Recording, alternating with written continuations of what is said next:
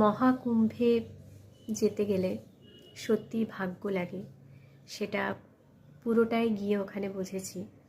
এবং ওখানে গেলে যে কি শান্তিটা পাওয়া যায়, ওখানে স্নান করার পরে এতটা পজিটিভ এনার্জি ফিল হয় যেটা ওখানে না স্নান করলে বোঝা যায় না। অনেক কিছুই আছে সেখানের ব্যাপার, সেগুলো নিয়ে তর্কতে যাচ্ছি না আমি। তবে একটা কথা বলবো, ওখানে যেতে গেলে ভাগ্য লাগে, ভগবানকে পাশে চাই, না হলে পৌঁছানো যায় না। আরেকটা কথা, যারা যারা যেতে পারলে না, অনেকেই হয়তো মন খারাপ যেতে না পারার জন্য, সেটা আলাদা ব্যাপার।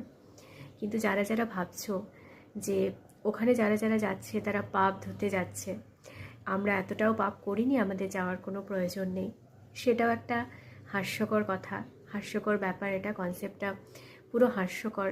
তাদেরকে কি বলবো আমি নিজেই বুঝতে পারছি না, ভগবানই তাদের বোঝাবে।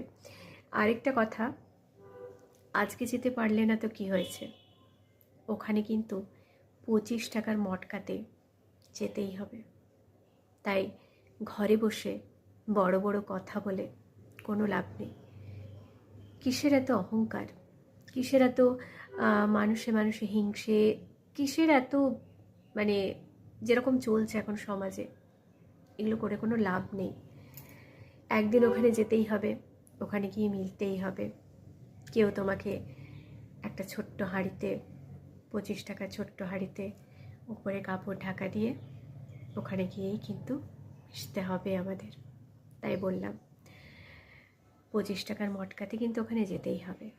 তাই কি দরকার এই মহাকুম্ভকে নিয়ে ট্রোল করে, যে ওখানে যারা স্নান করছে পাপ ধুতে যাচ্ছে, বা সেইগুলোকে নিয়ে ট্রোলিং করা হচ্ছে, ট্রোলিং ভিডিও বানানো হচ্ছে। সব কিছুতেই মজার কি, ঠাকুরকে নিয়েও ট্রোল, আধ্যাত্মিকতা নিয়েও ট্রোল। এখানে কত কত মুনি ঋষি, আধ্যাত্মিকতা সনাতন ধর্মের একটা একটা আবেগ আমাদের মহাকুম্ভ, সেটাকে নিয়ে না হয় ট্রোল নাই করা হলো।